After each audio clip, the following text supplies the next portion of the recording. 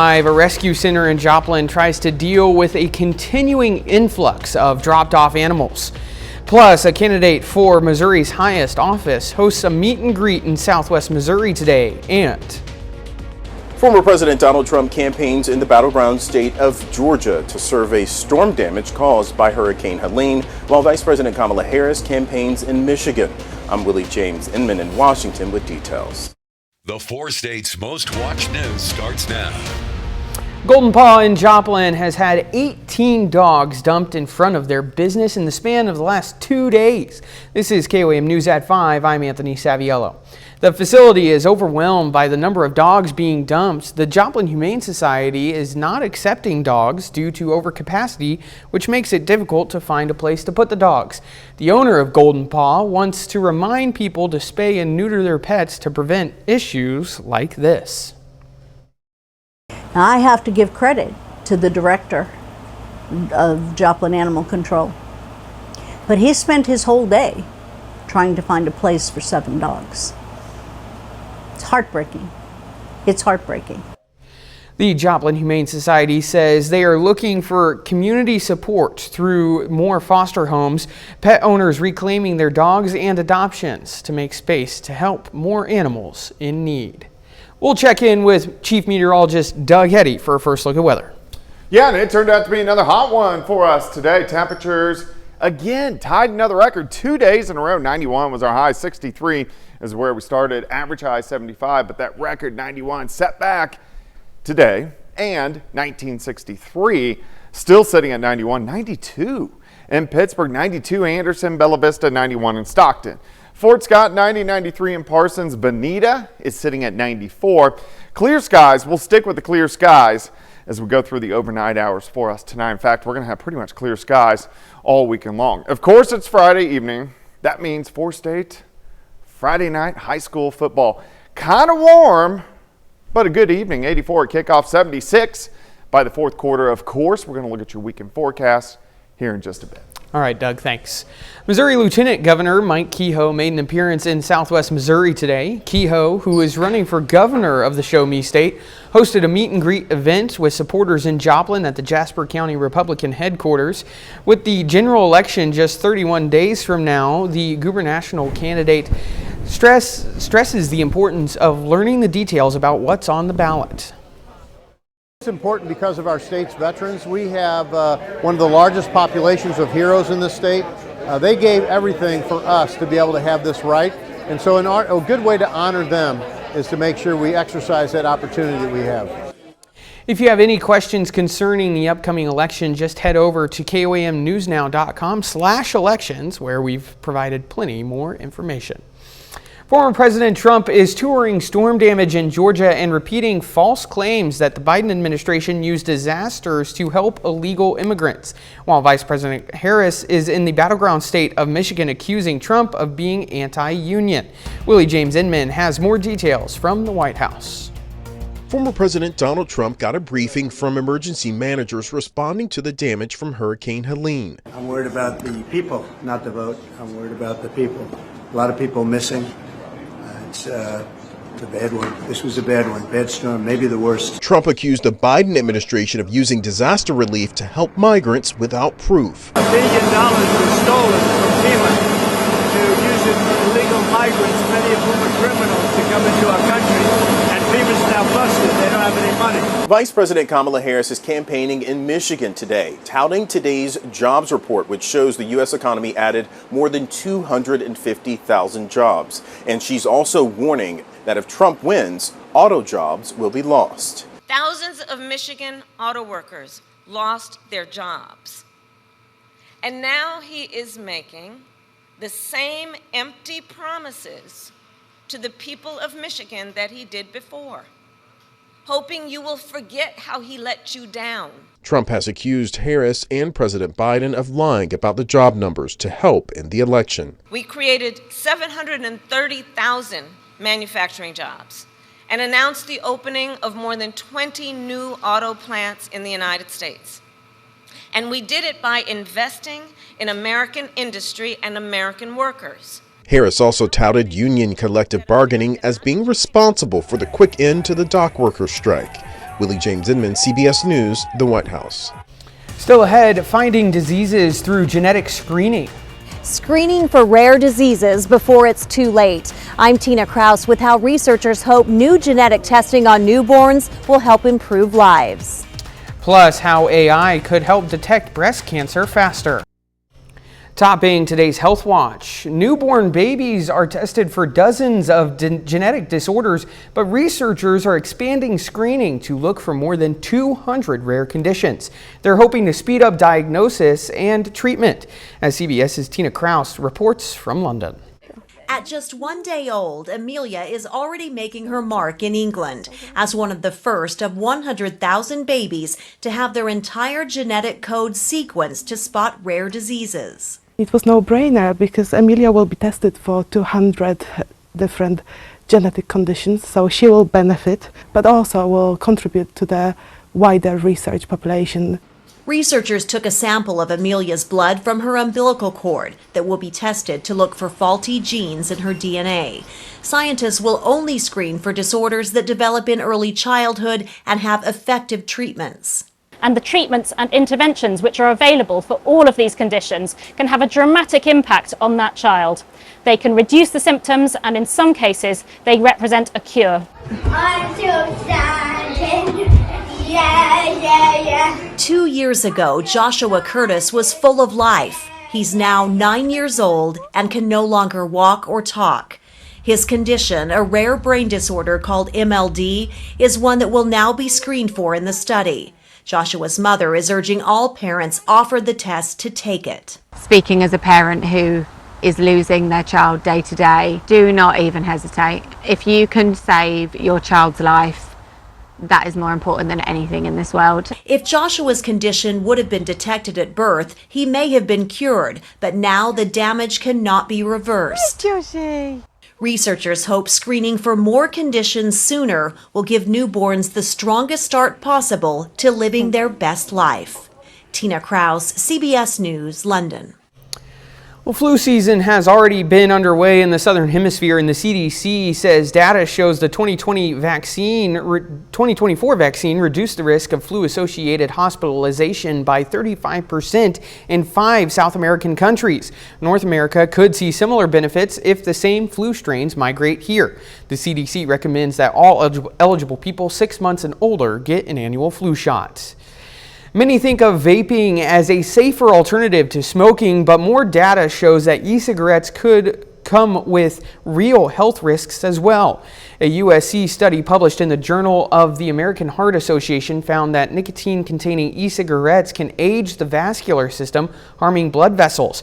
Regular cigarettes are also known to hurt the heart.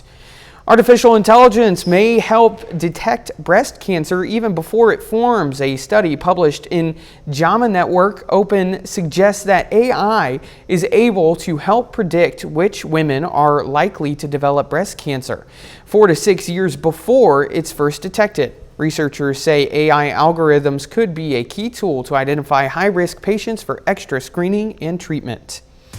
As a look at today's health news, a little later, the porch strike in the U.S. is over. We'll talk about what the future holds. Plus, are the warm temperatures going to stick around for the weekend?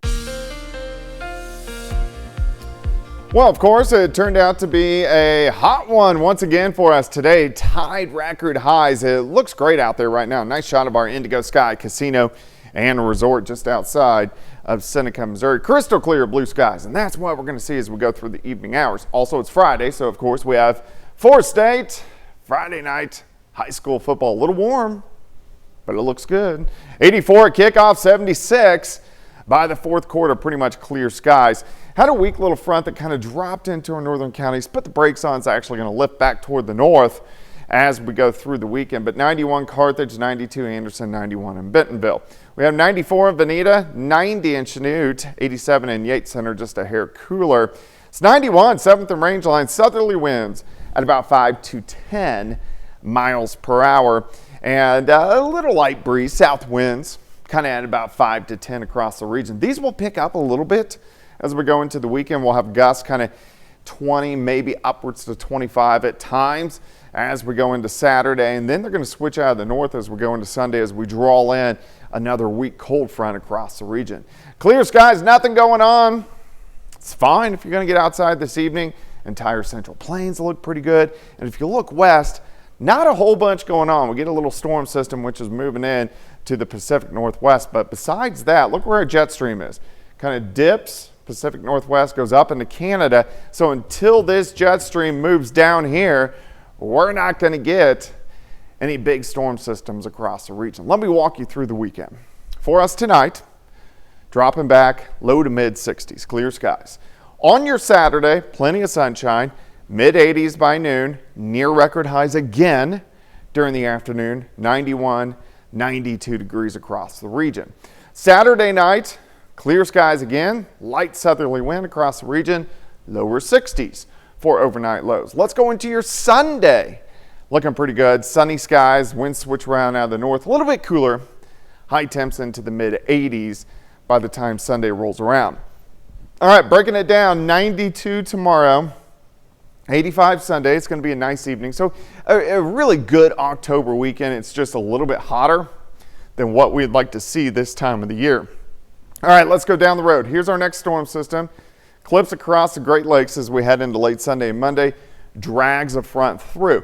But we're still dominated by high pressure most of next week, so there's not a whole bunch going on until late next week. We start to see some storm systems getting in a little bit deeper into the Pacific Northwest, and that's when we're going to start to see a change in our weather by the middle of the month, especially as the new cycling weather pattern is completely intact, which it will be here in about 10 days. All right, let's go into early next week. So nice on Monday, highs, lower 80s. Look at a few showers on Tuesday, mainly west of us. So I'm going to keep it dry. I'm going to keep it dry on Wednesday, but we'll reintroduce at least some chances for rain by late next week, which is good news. All right, 92 Saturday, 85 Sunday, 79 on Monday, 81 Tuesday, 85 on Wednesday, and then at least some slight chances for rain by the time we get into next weekend. We could use all the rain we could get. There you go. Absolutely. Thanks, Doug. In the southeast, the confirmed number of dead from Hurricane Helene is now more than 200. 1 week after the storm hit, some damaged areas are still impossible to get to. Skylar Henry is in the devastated city of Asheville, North Carolina. The numbers in North Carolina alone are staggering. More than 110 people confirmed dead so far. Esther Mannheimer is the mayor of Asheville, where 54 people were still missing as of Thursday. There are people that died in the storm that lived in homes in areas that had never before experienced flooding. So when you're thinking about, do I need to evacuate? There were a lot of people that thought, well, I'm probably fine where I am. And that did not turn out to be the case. While rescue and recovery efforts continue, more help is on the way for survivors who lost everything. So it's basically just like a little grocery store. It's like soup, rice, all the canned stuff. Harper Hunt is volunteering for the nonprofit Beloved Asheville, which is brimming with donations. We are in the Shiloh neighborhood here in Asheville at one of the distribution points where the community is coming together to bring all sorts of goods here. You see the essential water, food, supplies. There's even dog food down here to try to make sure that everyone and even all the pets have everything that they need. FEMA says the National Guard has delivered more than 130,000 pounds of food and water to Asheville so far. The cost of the rebuild in western North Carolina is expected to be in the billions. And we have to think about resiliency. How do we rebuild in a way that forecasts for climate change for an unprecedented event like this? You've got to ask those questions and make plans, because we can't have this happen again in our community. President Biden said earlier this week that the federal government will pay for the disaster cleanup as well as emergency operations here in North Carolina over the course of the next 6 months. Helene is already the second deadliest storm to hit the U.S. mainland since Katrina 19 years ago. Skylar Henry, CBS News, Asheville, North Carolina. Coming up, some good news in the job market.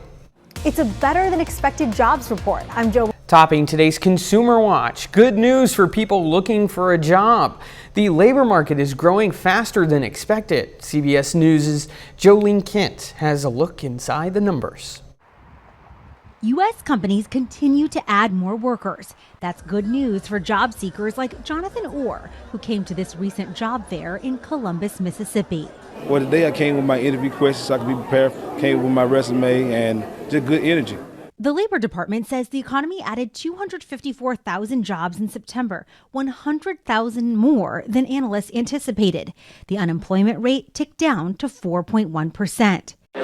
Restaurants and bars led the hiring, bringing on 69,000 jobs. The healthcare and construction industries also saw gains, and many of those workers are making more money. I think the superstar of this report, annual wages. CBS News business analyst Jill Schlesinger points out that wages are up 4% annually, better than the inflation rate, which is currently at 2.5%. This means that workers should actually see more money hitting their bank accounts, and I think that's going to help people manage the higher prices that we've seen. The news about jobs should also be encouraging for the Federal Reserve. The board has been trying to accomplish the difficult task of getting inflation under control while keeping the job market and economy healthy. Analysts predict the Fed is still on track to cut the benchmark interest rate 2 more times this year. The next rate decision comes in November. Jolene Kent, CBS News, Los Angeles. Do you want to achieve the American dream? It'll cost you $4.4 million, according to financial market news and investment sites. Investopedia breaks down that lifetime total into an itemized list for a family. The most expensive item was retirement at $1.6 million. Next is the lifetime cost of home ownership at around $930,000. Raising 2 kids, including college costs, an average of $832,000.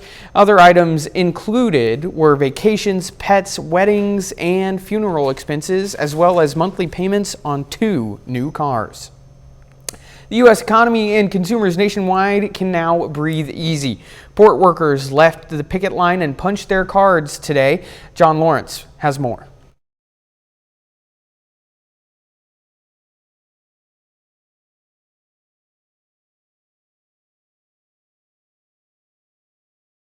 Final check of the forecast next.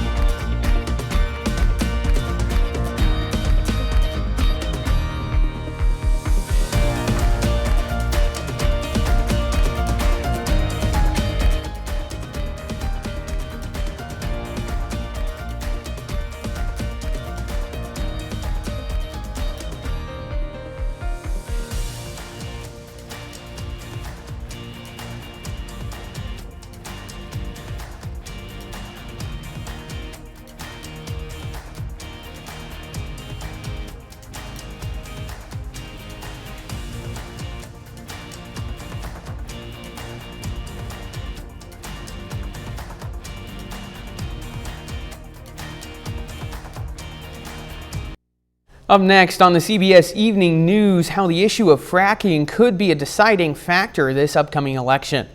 Then on KOAM News at 6, more details on the surplus of dogs being dumped at Golden Paw Animal Shelter. Plus, the Pittsburgh Public Library celebrates a milestone for one of their employees, and a Missouri missing woman investigation takes a turn. Stay with us for the CBS Evening News and then KOAM News at 6. And don't forget, you can be the first to know about the day's weather with KOAM Skywatch weather app. Get severe weather updates sent straight to your phone free of charge. It's available on the Apple App Store and the Google Play Store. The KOAM Skywatch weather app.